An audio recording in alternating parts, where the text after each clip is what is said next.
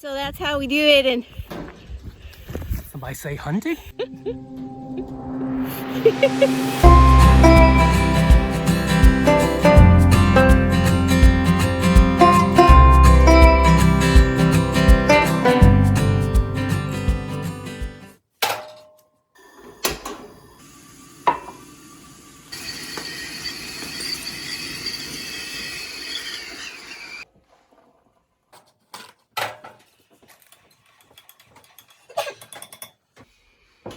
There you go,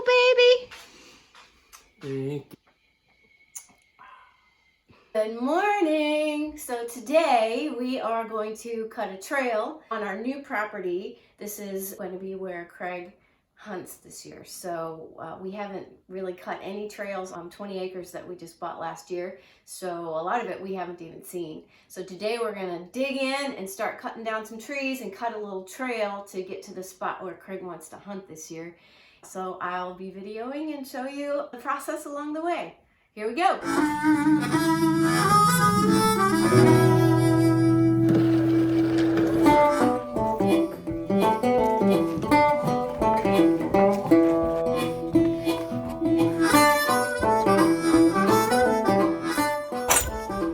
Ready for the bush.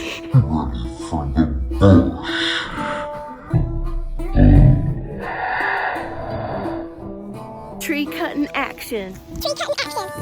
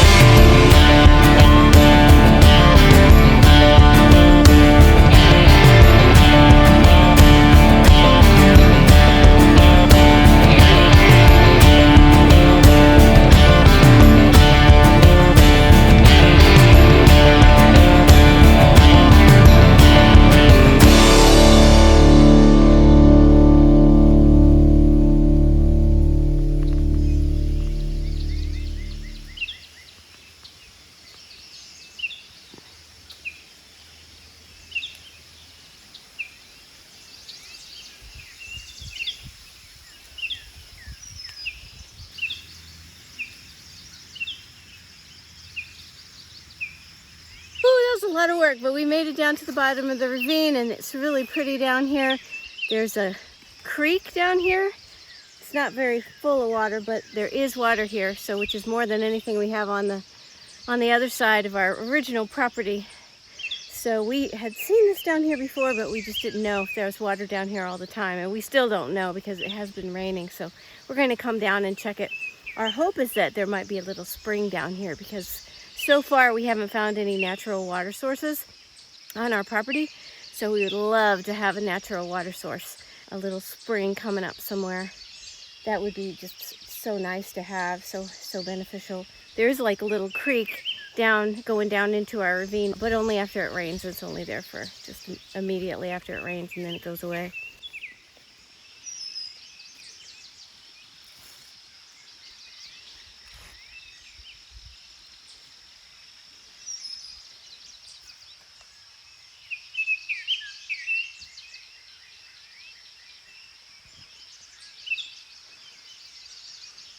We found this little den. This is probably a fox den. Don't know if you can see, but it goes down 2 sides. So it has a back door and a front door. It's a smart little fox. We've seen foxes around here on our game camera often, and we hear them in the woods barking sometimes. So if you get too close to where the babies are, the mother fox will bark at the babies because she's out somewhere getting food, hunting, whatever, and you can hear her barking, telling her kids, get in your den, little kids. Stranger alert, danger, danger. All right, Mr. Schaefer, I think this project is done for the day. Time for lunch. So it doesn't look like much right now because it's a pretty narrow trail, but this is how it begins. You just start with a narrow trail just so you can start walking through it. Craig will be able to come down here and do some hunting during hunting season. And then once you cut a trail, the animals start using it, and it helps to establish the trail. And then we'll come down, start widening it and making it a really nice trail. So, but you got to maintain it, because a trail this narrow in the spring when everything grows up, this trail will be completely obliterated. So it's just step one of a multi-stepped process. Getting too old for this stuff. Job well done, old man. On to lunch. Yay. Yeah, good. My face. Okay, let's do one more time and then I'll pick the best one. Be very, very quiet. I'm hunting a rabbit. Got one! All right, it is time for me to make a little statement about hunting.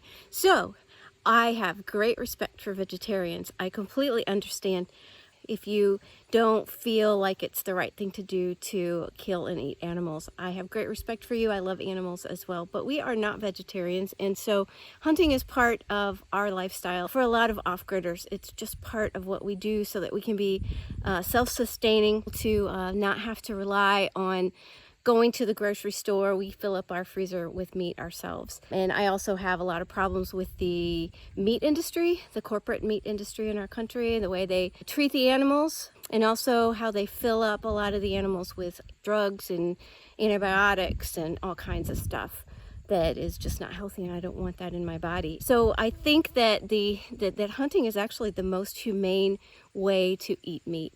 These animals live wild, they have wonderful lives, they just have one bad day, and we try to make that as fast as possible. We are very respectful of any animal that we harvest for our food to sustain and nourish our bodies. I'm always very, very grateful, very thankful. It's not something to laugh at or take lightly. It's very important.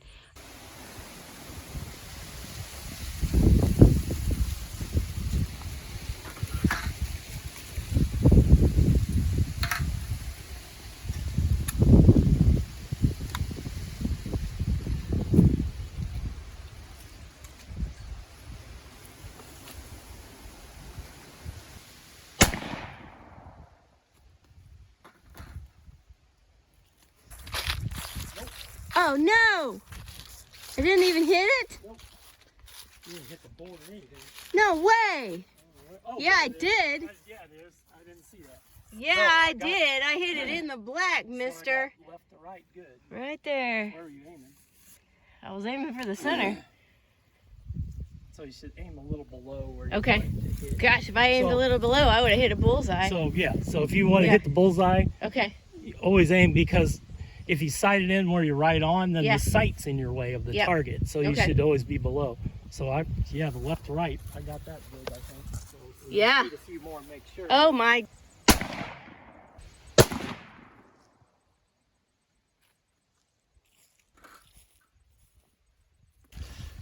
Second one was there. I'd like for it to be there, but that's still a kill shot.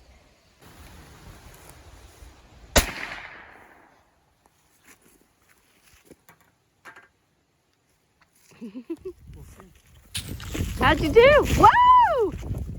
Good job! That's nice. Good job. big hole.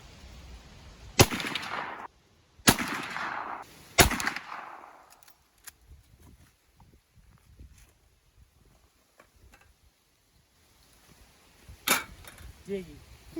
Yes. That'll do. Yep. I'm not a bullseye shooter, I'm a meat shooter. And that will do. It's weird how it float well this wind.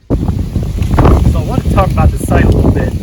My old eyes have gotten where normal like buckhorn sights, it's getting tough for me to see. So I thought I'd try the Skinner peep sight, which I've never shot with a peep sight before. So I was real curious how it worked. Everything I read about it, it's supposed to work well if you're having some vision issues. It kind of focuses your vision on your sights, and it's worked out really well. So I was very pleased with how it shot today. So I'm excited I got that.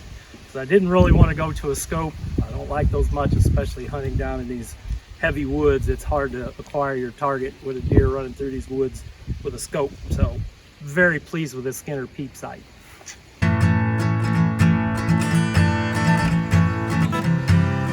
Clean gun is a happy gun.